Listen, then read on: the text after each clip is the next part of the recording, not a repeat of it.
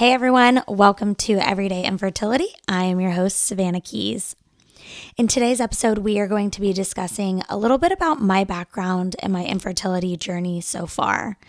I've been on this journey for almost 3 years now, and as I mentioned in the first episode, I started this podcast because throughout my time of going through infertility, I didn't really know where to turn, and the podcasts that were out there, while super great and informative, I didn't really find anyone who was speaking about the things that I wanted to hear.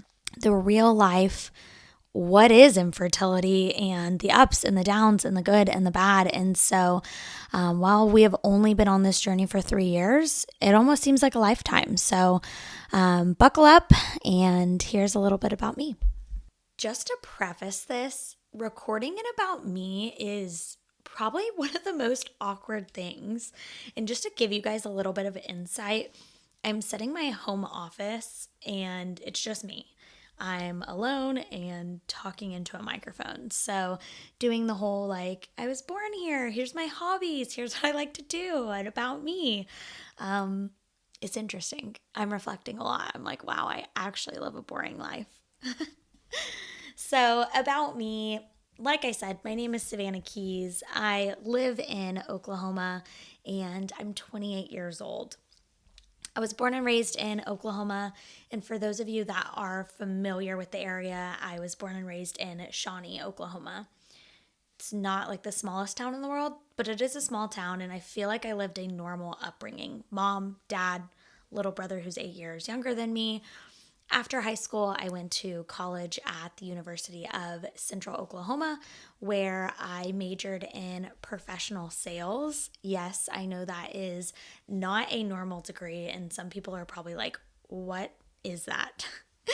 I can get into that later, but like I said, I went to the University of Central Oklahoma where I joined a sorority there. I was in Alpha Delta Pi, otherwise known as 80 Pi, where I met some of my absolute best friends. Like to this day, still some of my best friends. They were my bridesmaids.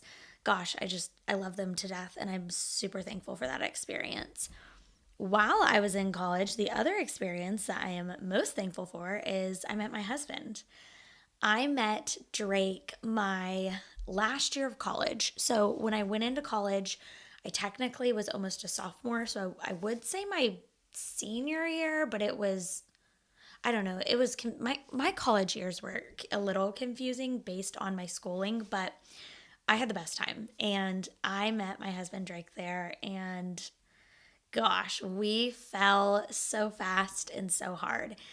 We were both in Greek life, so he was in a fraternity and I was in a sorority, and we had a lot of mutual friends. So actually, I had known Drake for about a year before we started dating, or really before he told me that he was into me.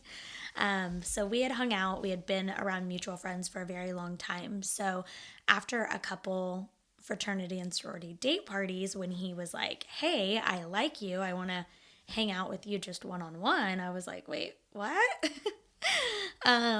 And we started hanging out and we were inseparable. I know a lot of people probably use the word inseparable. I am telling you guys, from that moment on, it was me and Drake. And when I said we fell fast and hard, I was not joking. I think, moved in together after 6 months.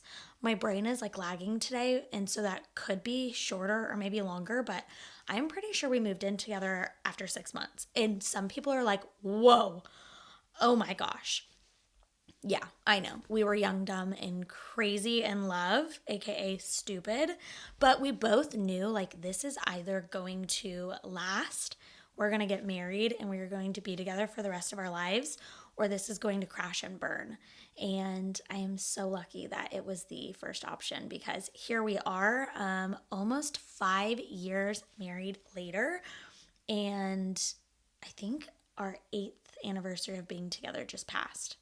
Once you get married, some of those anniversaries just slip your mind. But we've been together for 8 years and we've been married for almost 5. So I still live in Oklahoma. I live in Oklahoma City, Oklahoma, and I am a manager of sales for a IT/tech company.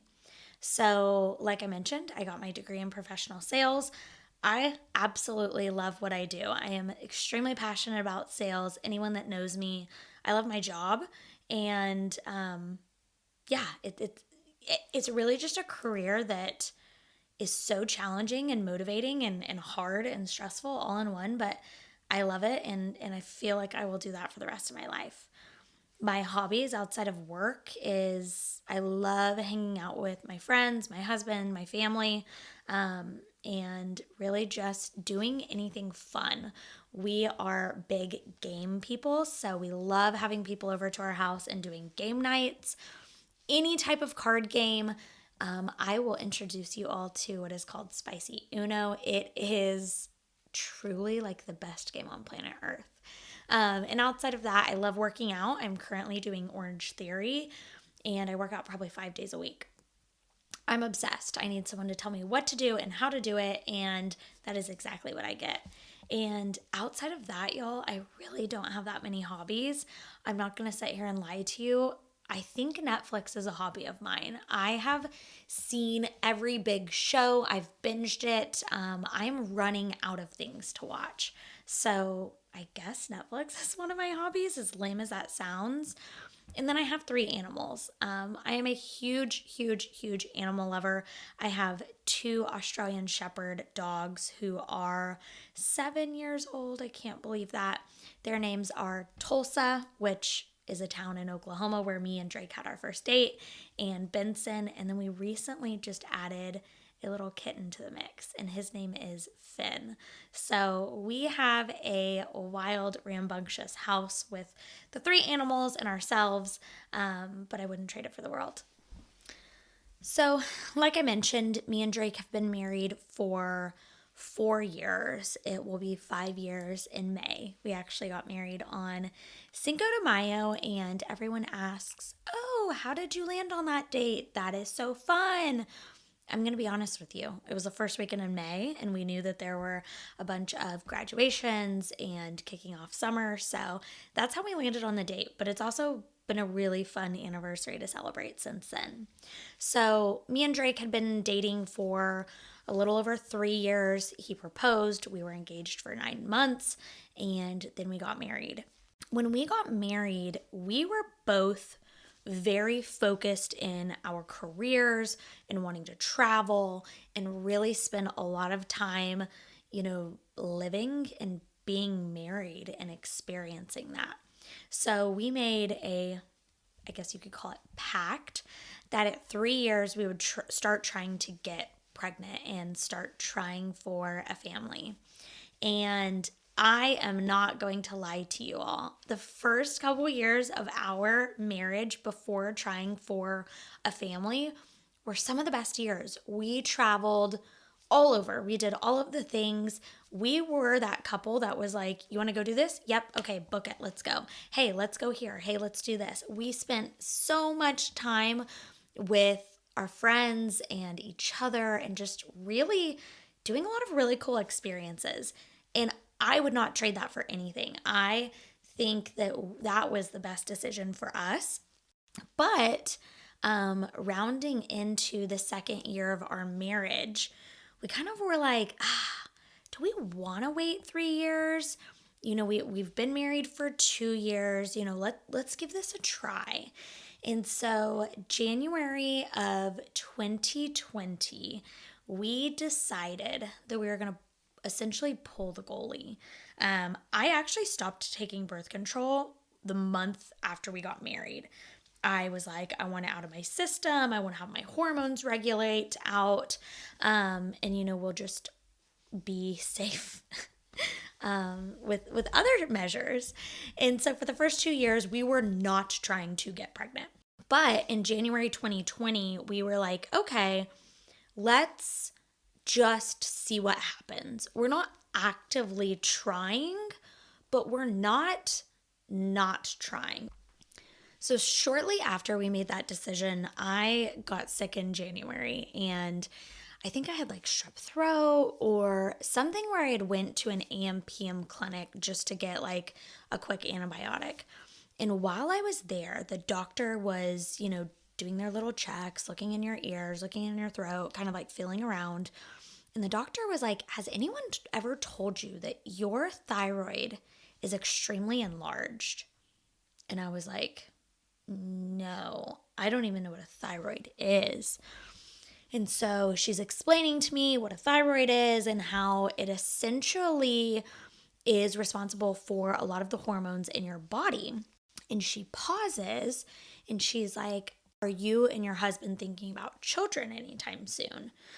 And my heart just sunk because I'm like, oh, I just feel like what she's going to say next is not going to be what I want to hear. And so I said, coincidentally, we actually just decided a couple weeks ago that we're going to like not stop.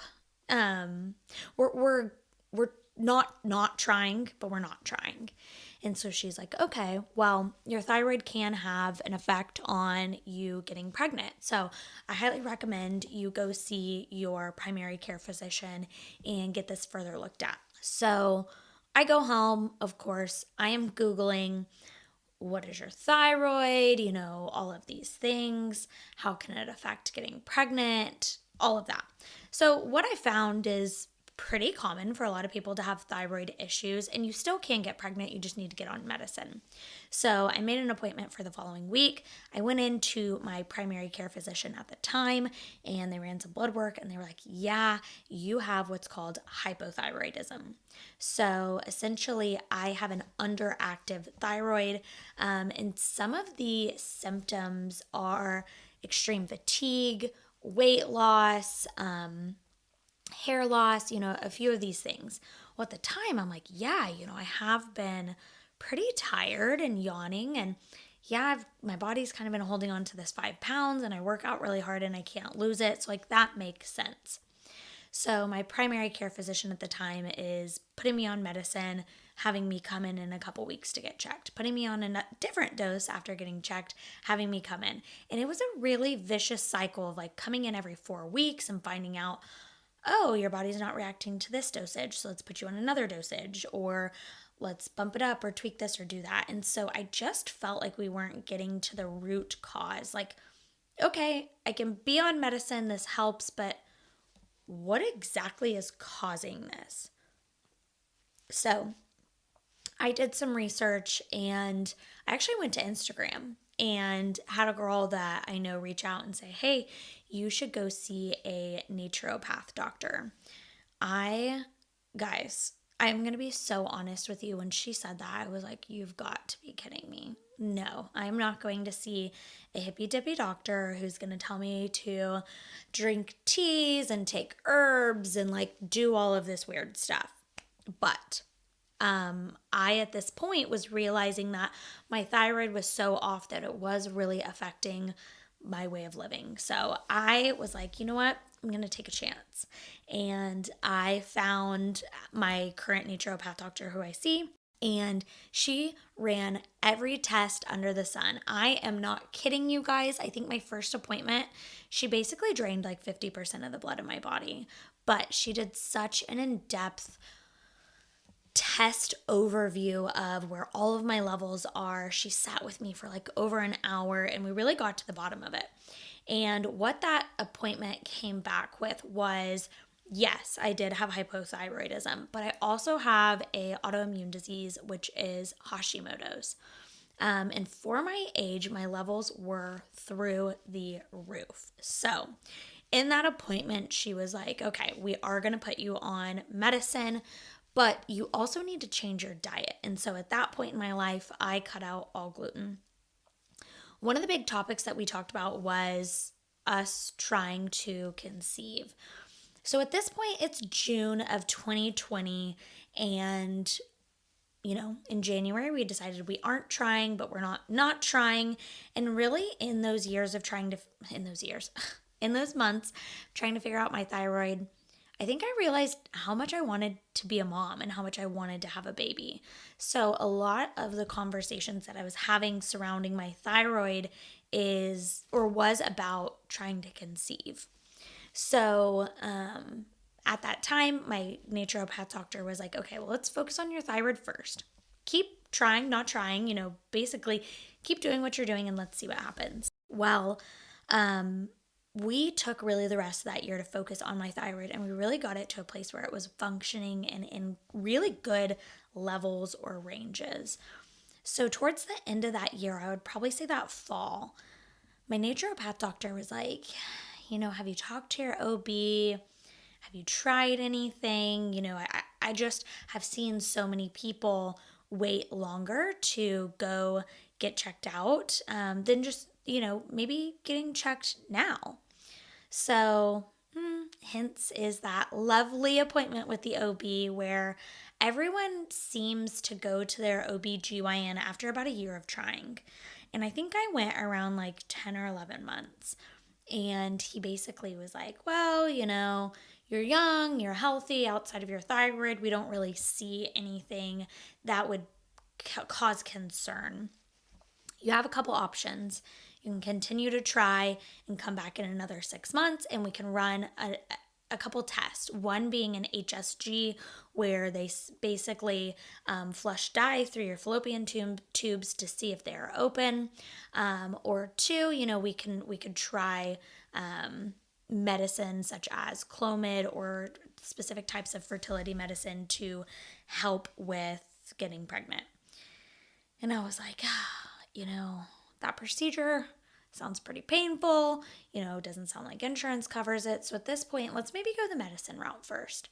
So we're about a year into trying at this point, and I did 3 rounds of Clomid. During this time, I'm tracking ovulation. I'm doing the BBT, which is the basal body temperature. I am doing really everything at this point, and now we are doing Clomid. I'm taking pregnancy tests. I'm getting negative after negative after negative. And at this point, I'm like, okay, my thyroid is in normal range. I'm ovulating. My basal body temperature, as hard as that was to track, seems normal.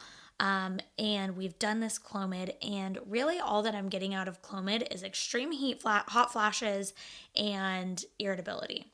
So I'm going back to my naturopath doctor, and I'm like, what is going on? At this point, we've been trying for a year. It is starting to affect me getting the negative tests month after month after month. Like, what are our options? And so she suggested to bump up the strength of Clomid and go see an acupuncturist. So go to an acupuncturist, and I'm telling her about my background and everything, and we do a couple rounds. I think after like the 3rd or 4th round, so 3 or 4 weeks of seeing her, she's like, you can continue to try the Clomid, and there's a few other things we could do. But have you thought about an HSG?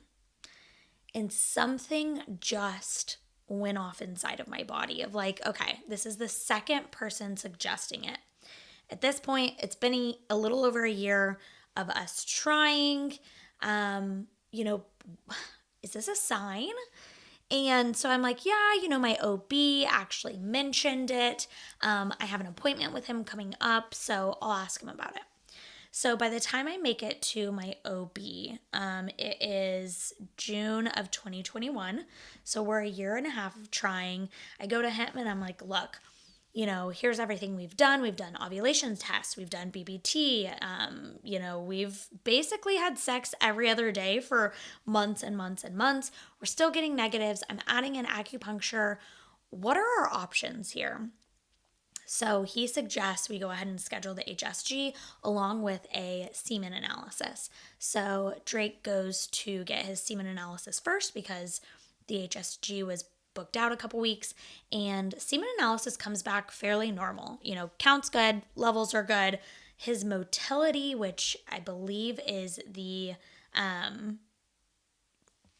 speed at which it travels, was a little bit lower, but they were like, it's still an optimum range. So that is one like, okay, weight off our shoulders. Semen looks great.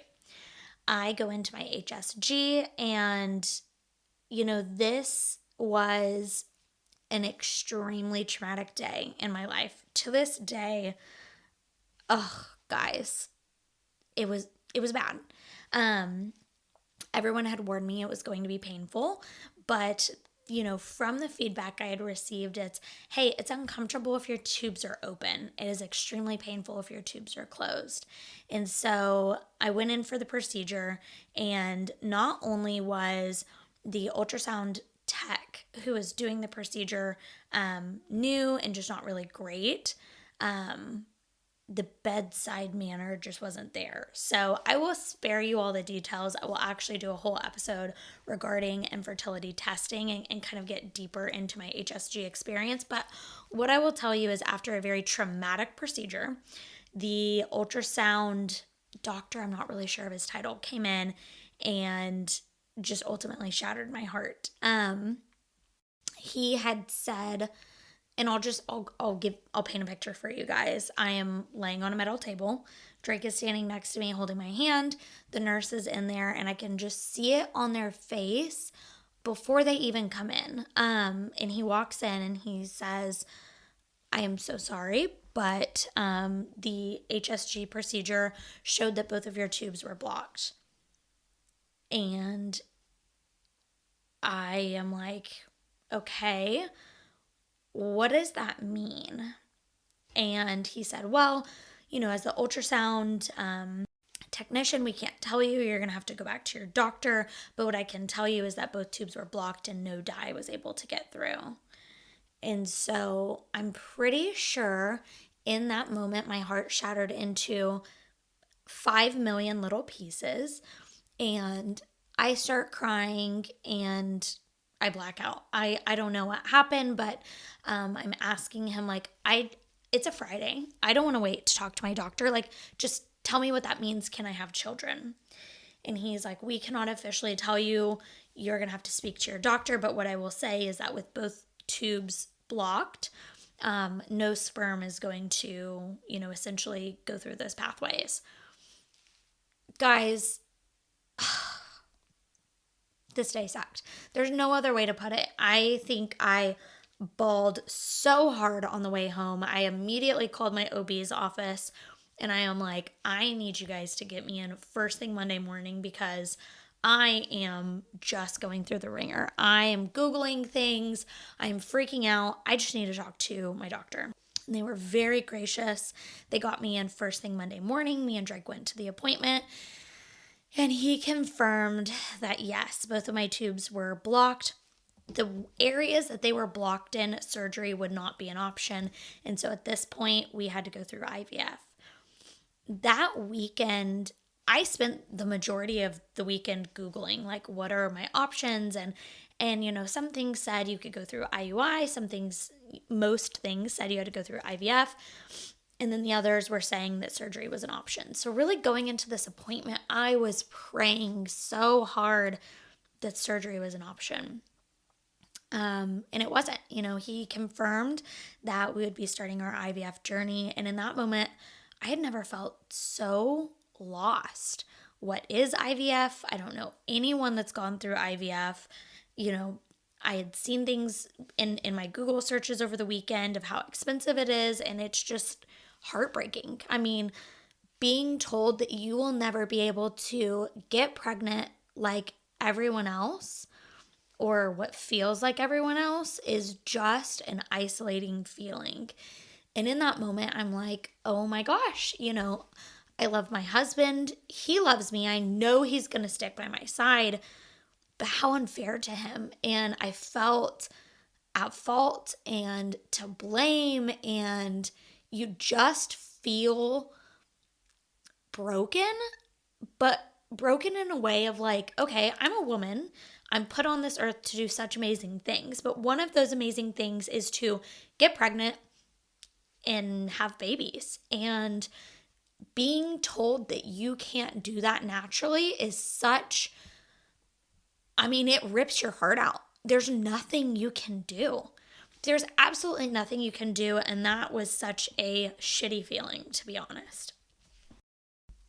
Ooh, okay, I had to step away for a second. As you guys could probably tell, that was pretty emotional to play back. And I did preface, in the first episode that there were going to be tears and laughter and cuss words. And, that's why this is called Everyday Infertility, because it's everyday life and this is just part of it. So, one thing I do want to tell you guys is the day of my HSG, and as heartbreaking as that was, is that was actually the 3-year anniversary of me and Drake getting engaged. So what was supposed to be such a bright, shiny, happy day, it just has a different meaning for us now.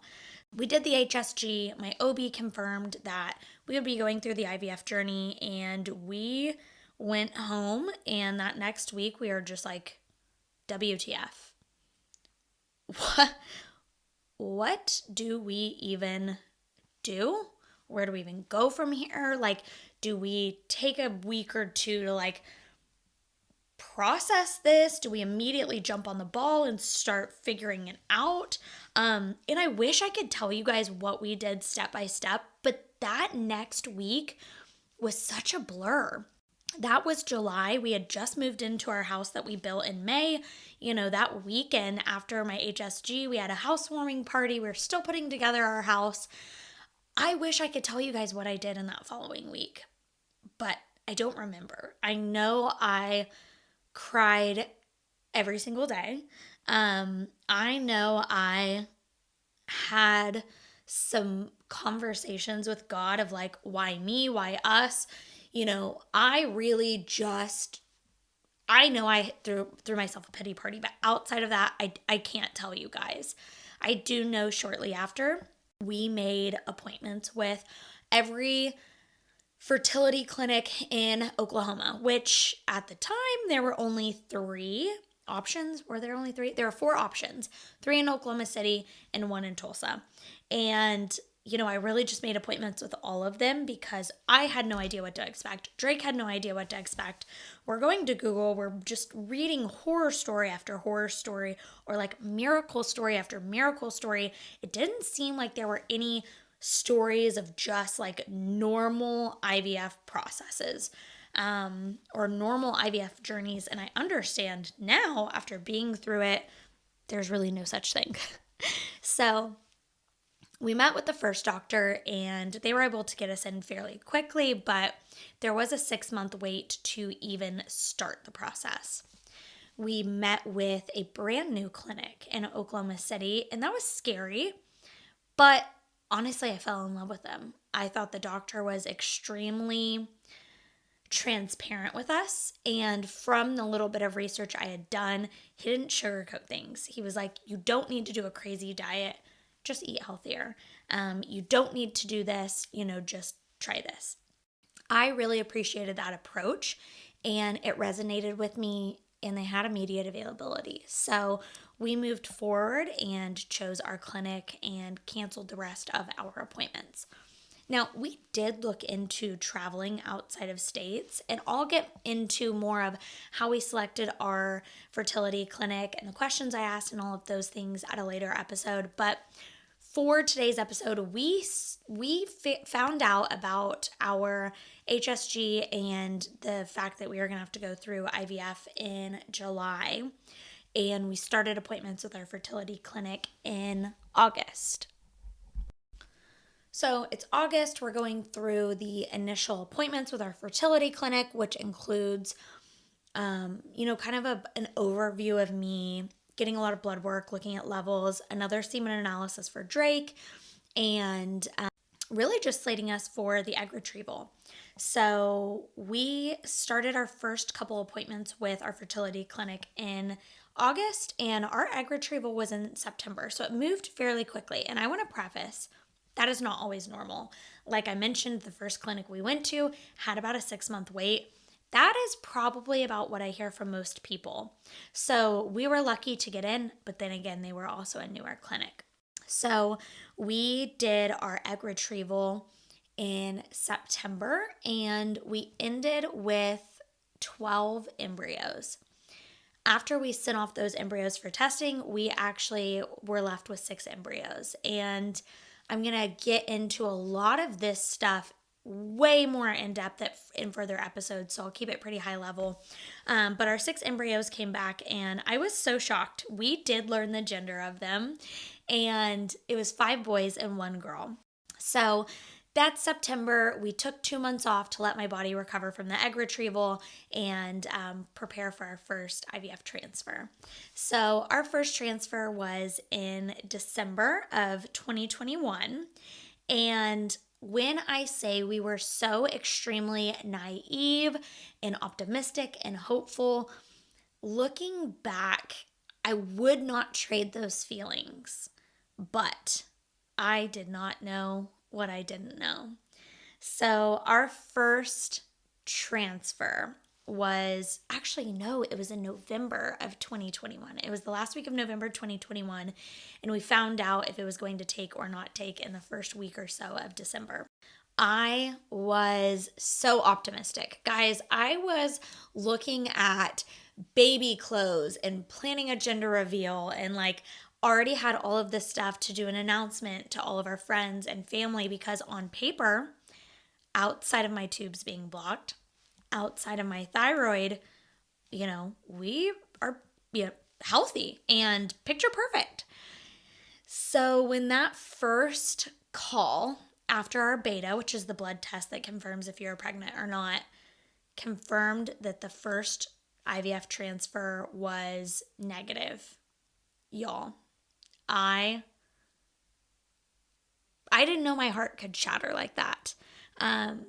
You can't really compare it to the pain that I felt of the HSG and finding out you'll never be able to naturally have children. But gosh, this broke my heart. And it broke Drake's heart too. We were so excited. We were planning our future. We were talking about names. We were like, okay, our delivery date would be blank and all of these things. And to find out it was negative, I was heartbroken. I scream cried for days. And I live a fairly happy life. I am very fortunate to say I've never dealt with depression. And those following weeks, I was depressed. I was downright depressed. I had been on such a high of this is going to work. Finally, we have an option. We're transferring a perfect embryo. This is going to work. Why would it not work? To being in some of the darkest days that I have experienced. I was experiencing feelings of madness and anger and upset and depression and confusion of why did this not work? But also at the same time, no one prepares you for the feeling of a loss. We had these embryos, they were tested. We know the gender of them. Now, while we decided to keep the gender of the one that we transferred into us a secret, and to this day we still don't know, you feel like you lost a baby. You had a genetic report on them. Ultimately, they had a gender. And it's a loss. You are what they call in the IVF world pregnant until proven otherwise. You have an embryo inside of you. And so when you hear the words, I'm so sorry you're not pregnant, it's not just another negative pregnancy test. It's not just another month of oh, well, my period came. I had something inside of me that had a gender, and it is no longer there. And it sucked. It absolutely sucked. So we took 2 months. We let my body, rid itself of all of the hormones, kind of get back to normal. And in February of 2022, we geared up for our next frozen embryo transfer. And I went into this one with a really, I don't even know how to explain it. I went into this one with a very blah attitude. I was not optimistic, but I wasn't pessimistic. I wasn't excited, but I wasn't like absolutely scared. I just kind of was in the middle. And we went through, and I don't know, guys. Call it a feeling, call it whatever you want. But those days after the transfer, I was just like, yep, I just don't feel like it worked. And I would tell Drake that. I would tell my friends that, and they would say, oh, be optimistic, don't look at it that way. No matter my feelings, it wasn't going to change the outcome. And so, again, in February of 2022, we were told that that transfer did not take as well. So, at that point, I'm pissed. I'm confused. At this point, I have no excitement anymore. I'm starting to lose all hope. I'm just full of doubts. Like, why is this not working? And so we went on a journey of looking for answers. I immediately went back to my naturopath doctor, who I was only seeing every 6 months because my thyroid at that time was in normal range. And we found out that my TSH had skyrocketed. Now, we don't really know when that had happened because my blood had been drawn the days leading up to my transfer and everything had looked normal. So we know that my TSH, which is a thyroid hormone, had skyrocketed.